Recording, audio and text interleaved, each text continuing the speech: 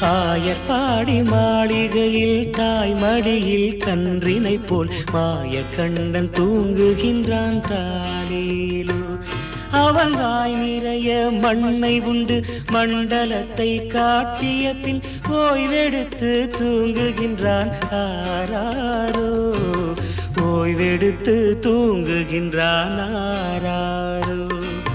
ஆயர்பாடி மாளிகையில் தாய் மடியில் கன்றினை போல் மாயக்கண்ணன் தூங்குகின்றான் தாலேலோ.